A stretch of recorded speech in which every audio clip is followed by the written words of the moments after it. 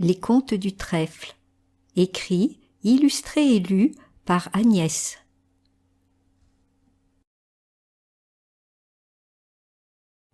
La fontaine de l'amitié.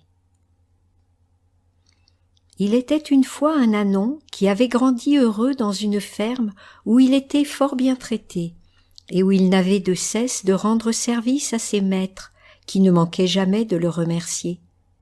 Il se nourrissait d'amitié, et cela faisait de lui un vrai porte-bonheur pour ses maîtres. Devenu grand cependant, l'âne dut quitter la ferme et partir chercher un nouveau maître à servir. Il ne pouvait en effet envisager sa vie autrement. Vivre seul dans les prés lui plaisait bien, mais il lui manquait quelque chose, comme une raison de vivre. Un marchand arriva au village, après un long voyage, avec pour seul bagage un vieux sac sur l'épaule. Il cherchait un endroit pour se loger et aperçut l'âne broutant devant la grange.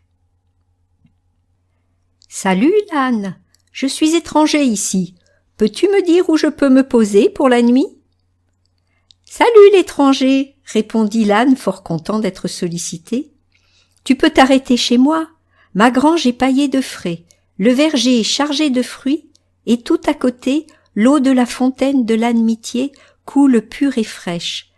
Elle est miraculeuse pour le cœur. » Sans plus attendre, l'homme s'installa. Le lieu lui plaisant, il décida d'y passer quelque temps au grand plaisir de l'âne, à qui il raconta sa vie d'errance, seul sur les chemins. L'amical animal lui proposa de boire ensemble à la fontaine. Mais l'homme était plus intéressé par l'argent qu'il pourrait en tirer que de partager ses vertus.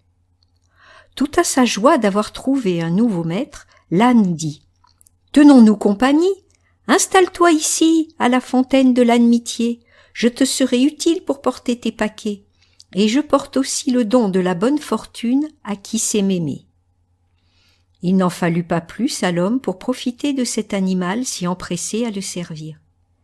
Quelle chance d'avoir trouvé un âne si naïf, prêt à tout pour de l'amitié. Il fit commerce de l'eau miraculeuse, portée par l'âne jusqu'au marché. Là, devant tout le village, il parlait toujours de son âne avec affection, car il avait bien remarqué que cela lui portait chance pour conclure les bonnes affaires.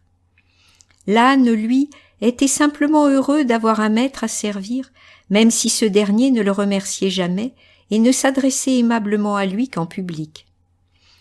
Il se voyait utile, et cela lui suffisait pour se sentir aimé.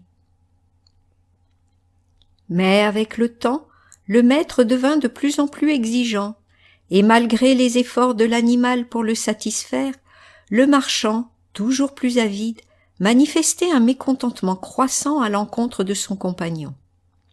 Plus le temps passait, et plus l'homme le surchargeait et le brusquait sans le moindre regard d'amitié. Sans affection, l'animal maigrissait à vue d'œil, et sur les marchés, son maître l'ignorait désormais et le cachait derrière l'étal.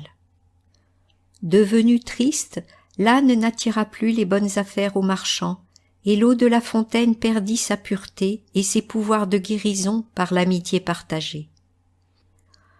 L'homme s'appauvrit et tomba malade, le cœur desséché. Il dit à l'âne « Tu n'es donc bon à rien. Jamais je n'aurais dû accepter tes services et croire à cette histoire de fontaine. C'est ça qui m'a rendu malade. » À ces paroles, l'âne lui répondit « Eh bien, puisque tu n'as que du mécontentement à offrir, reprends ton vieux sac et pars à nouveau sur les chemins. » C'est ce qu'il fit, laissant l'âne triste au bord de la fontaine à sécher. Se penchant au-dessus de la margelle, il découvrit alors une inscription qu'on ne pouvait voir tant que l'eau la recouvrait. À peine eut-il lu la phrase gravée au fond de la fontaine que l'eau jaillit à nouveau claire et cristalline. Le cœur de l'âne bondit de joie, et il but avec gratitude en se répétant le secret que la fontaine venait de lui révéler. L'eau de la vie pure coule toujours pour les cœurs aimants.